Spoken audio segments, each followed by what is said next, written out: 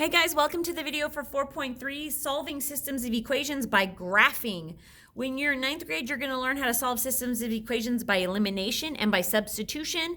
But for eighth grade, we just do by graphing. All right, so let's talk about what a solution to a systems of equation is. So it's the ordered pair. So an ordered pair looks like this, where the two equations or the two lines on a graph intersect or cross or meet, whatever word you want to use. It's also the values for x and y that make every equation in the system true. So sometimes you'll have more than one equation in a system. For our purposes, we'll only be using two equations this year. But you may get ones next year where you've got 2, 3, 4 equations per system, and the ordered pair has to make every equation in the system true in order to be a solution to the whole system. So it's also where the equations are equal to each other. Okay?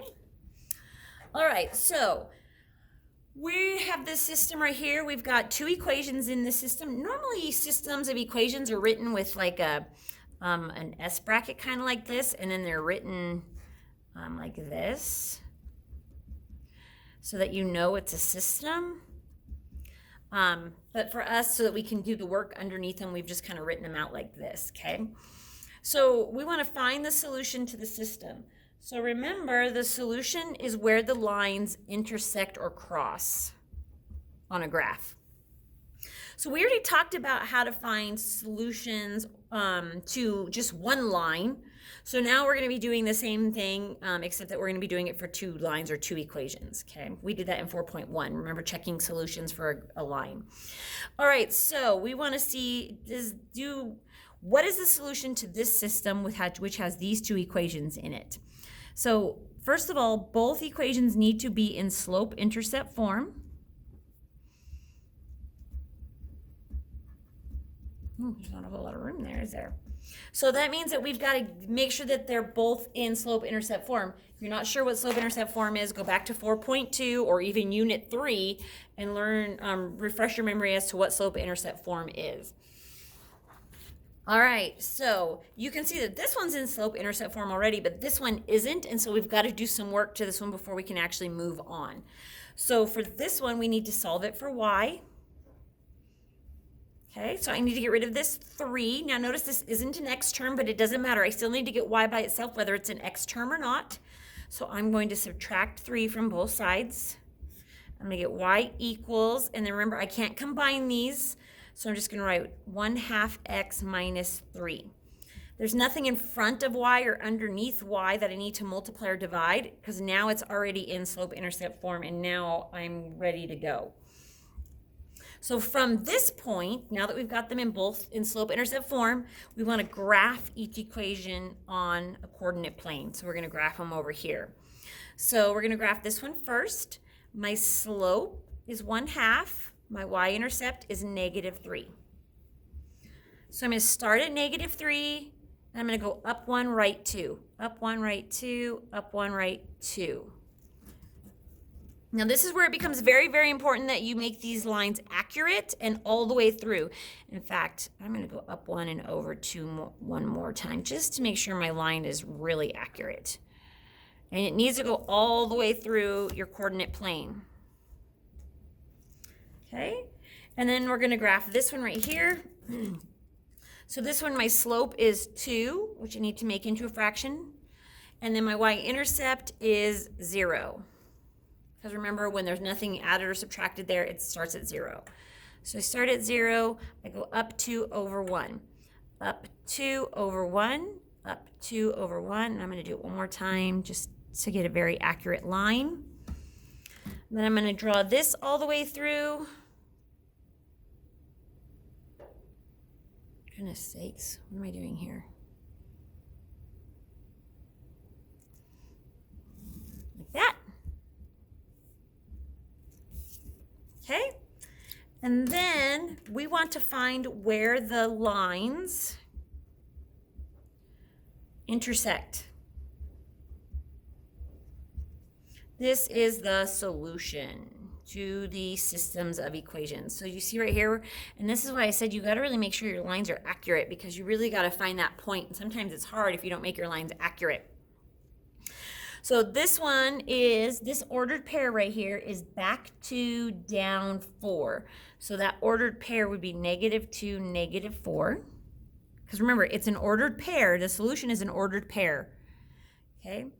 So now that we can see where they intersect, we want to check our solution. We want to make sure we're correct by replacing the x and y values from your solution into both equations. So we've got them written down here, rewritten in their original form. And this is going back to 4.1 where we checked solutions.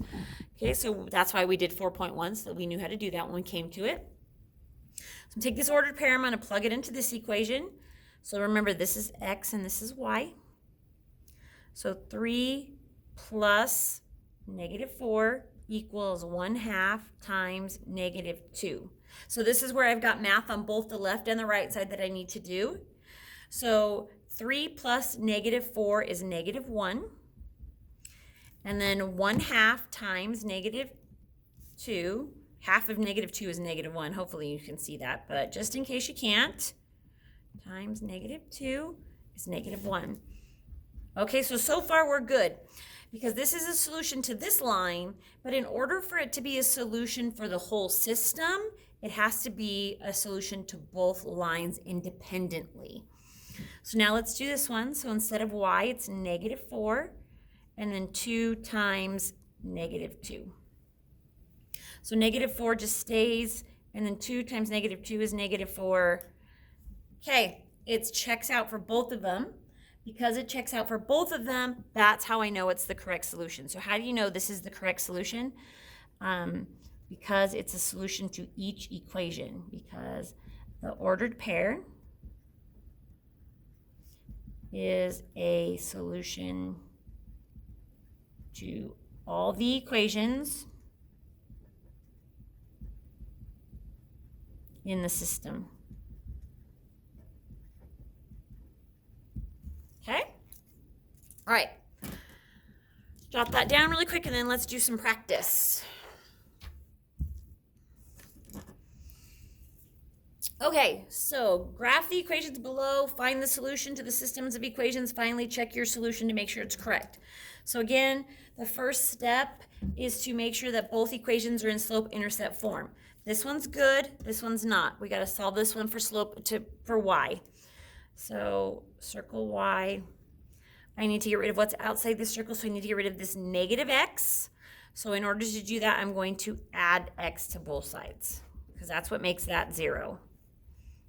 So I've got 4y equals, and then x minus 4.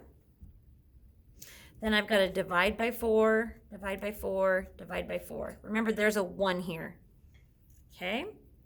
So I get y equals, and 1 divided by 4, I'm just going to leave as 1/4 x. And then -4 over 4 simplifies to a -1. Okay, so my slope is 1/4, my y-intercept is -1. So I'm going to start at -1, I'm going to go up 1 over 4, up 1 over 4. I can't go up 1 and over 4 again, so I'm going to go the opposite way. I'm going to go down 1 and back 4, like that.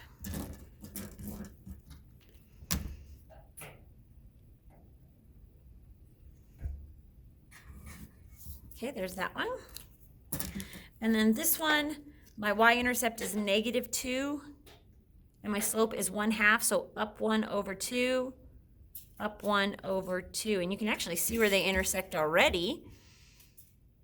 But still draw your line. Okay, and that ordered pair right there is 4, 0. So now we're going to check our solutions to make sure it works. I'm going to go to the original equation way up here, even though I wrote all over it and I can't really see it. So I've got -x, so -4 plus 4 times y, which is 0. And I want to know, does that equal -4? Well, negative 4 times 0, or sorry, 4 times 0 is just 0. So negative 4 plus 0 equals negative 4. Negative 4 equals negative 4. Yes, that one checks out. Okay, so now let's do this one. So instead of y, I'm going to put in 0. 1/2 times 4 minus 2. So nothing to do over here.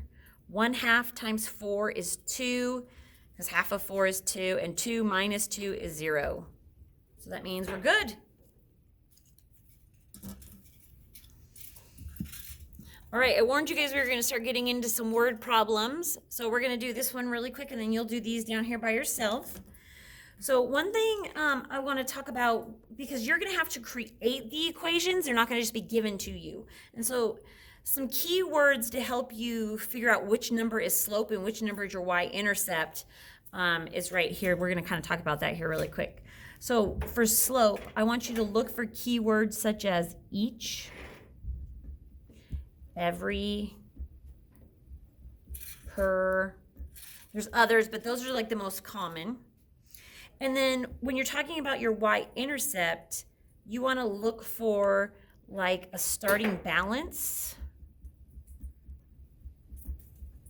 or an initial kind of fee kind of thing. Okay, so let's read these and see if we can kind of figure it out then. All right, first one says parking garage A charges $3 per hour for parking. Okay, parking garage B charges a $2 fee plus $2 per hour for parking. So the first thing we want to do is we want to write an equation to represent the charges for the garages. Remember back here when we talked about slope-intercept form, remember we talked about how y is our total and x is how many times the slope occurs, okay? We're going to leave those variables. Now, sometimes you could use, in fact, you could use different variables if you wanted. You could make another, like you could put h in there for hour rather than x if you wanted, but you don't have to. So we're going to make y equals the total, and x is going to be the number of hours we parked, which we don't know yet. We don't know how many hours we parked yet. So we want to write an equation for A. So notice how it says it charges $3 per hour. So this little per right here is one of those key words. That lets me know that this is my slope. So when I write my equation, my total, which I don't know yet, is equal to $3 times the number of hours I park. Well, I don't know yet how much I'm parking, so I'm not sure yet. So that's the equation for garage A. Let's talk about garage B now. Garage B charges a $2 fee plus $2 an hour for parking. So my total is equal to, here's my keyword again, my per. So $2 times the number of hours I park plus this initial fee that I have to pay just to get into the garage. That's my starting point, my y-intercept, right? I have to pay this $2 as soon as I go into the garage. Whether I park for 70 hours or half an hour, I have to pay this $2. Okay, it's a flat fee. It's an initial fee that I have to pay. All right, so now what it says is we want to graph the equations and find the solution. Well, I didn't put a graph here, so we're just going to graph them up here. So hopefully maybe you've got another colored pencil or another pen or something you can use, but I'm just going to graph them both in this pink color. So for this one, my slope is 3, which is over 1 because I need it to be a fraction, and my y-intercept is 0. So when I go into the garage that first minute, I don't have to pay anything because there's no initial fee. So when I first pull into the garage, I have a balance of 0, and then as I park, for every hour I park, it goes up $3. So up 3 over 1, up 3 over 1. Okay. Like that. There's A. Okay, now let's do B. So B, my slope is 2, which I need to put over 1 to make it a fraction, and then my y-intercept is 2. So when I first pull into the garage, I already owe them $2. Whether I park for an hour or 7 hours, it doesn't matter. I already owe them $2. So when I first pull in, I start owing them $2. Then every hour I park, it increases $2 more. So up to over 1 hour, up to over 1 hour, up to over 1 hour. I should have made these different colors because now I don't remember which dots are which. Right there. And that is garage B right there. And you can see they intersect right there. Hopefully you can see that. So it says graph the equations and find the solution. Well, the solution is this ordered pair right here where they intersect, which is over 2 up 6. 2, 6. Now it says, what does this solution mean in the context of this situation? So remember, X is the number of hours we park, and Y is the total we owe. So what this is saying is that the garages, when you park there for 2 hours, it's going to be the exact same price. So it's going to cost me $6. So parking for 2 hours equals $6 in both garages. So if I was going to only park for 2 hours, I could park in either garage and it would cost me the same amount. Now, if I was going to park for 1 hour, one garage is going to cost me more than the other. So garage A is cheaper than garage B at 1 hour, whichever one's lower. Okay? All right, that is it for that one. You guys do these two. Make sure this one you don't have to solve. They're both already slope-intercept form, but this one you have to solve for y. Solve them both. Let me see them later. Double check with me to make sure you've done them right. All right, guys, thanks.